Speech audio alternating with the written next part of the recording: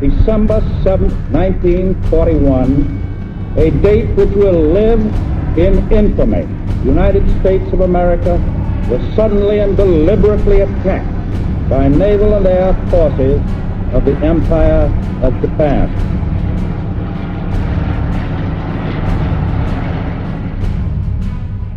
The relationship between Japan and the United States had soured in the years leading up to Pearl Harbor. This began with the Japanese invasion of Manchuria in 1931, an expansion throughout the Chinese mainland that led to the Second Sino-Japanese War between China and Japan in 1937. Japan then joined the Berlin or Tripartite Pact, forming an alliance with Germany and Italy in 1940. The war in Europe had opened up strategic opportunities for the Japanese conquest of European colonial holdings, such as French Indochina, British Malaysia and Singapore, Dutch Indonesia, and the Philippines. Following the invasion of French Indochina in 1941, the US froze Japanese assets in the United States and declared an embargo on petroleum shipments. US oil accounted for 80% of Japan's oil imports at the time. By late 1941, the United States had severed practically all commercial and financial relations with Japan. Japanese military strategy was based on the peculiar geography of the Pacific Ocean and on the relative weakness of the Allied military presence there. The western half of the Pacific is dotted with many islands, while the eastern half of the ocean is almost devoid of land masses and hence usable bases, except for Hawaii. The British, French, American, and Dutch military forces in the entire Pacific region west of Hawaii amounted to only about 350,000 troops. Allied air power in the Pacific was weak and consisted mostly of obsolete planes. The Japanese believed that they could quickly launch coordinated attacks from their existing bases on certain Pacific islands and overwhelm the Allied forces, planning to establish a strongly fortified defensive perimeter. They believed that any American and British counteroffensives against this perimeter could be repelled, after which those nations would eventually seek a negotiated peace that would allow Japan to keep this newly acquired empire. On the morning of December 7th at 6:10 a.m., the first wave of Japanese planes launched. At 6:45 a.m., the USS Ward spotted and opened fire on a Japanese submarine off the coast of Hawaii. At 6:53 a.m., the Ward reported sinking the sub, but decoding the message took time.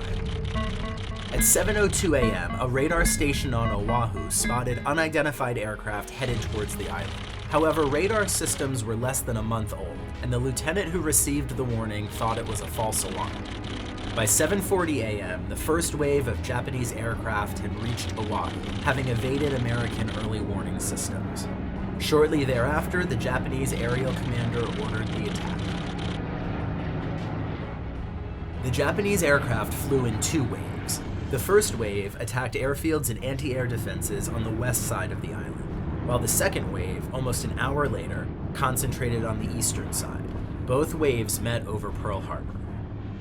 In the harbor, anchored ships made perfect targets for the Japanese bombers.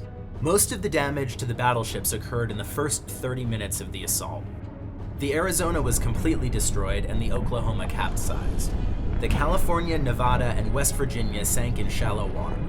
However, the Pacific Fleet's 3 aircraft carriers were at sea during the attack, and the Japanese failed to destroy the important oil storage facilities on the island. All but 2 of the battleships were returned to service during the war, and overall US naval strategy in the Pacific shifted to rely on aircraft carriers over battleships as a result. Japan's fleet of 67 ships was located about 200 miles north of Oahu. They launched dive bombers, torpedo bombers, and fighter planes.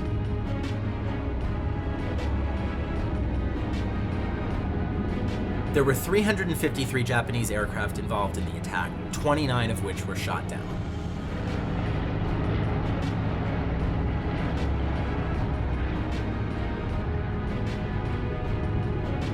Only one Japanese ship that participated survived to the end of the war.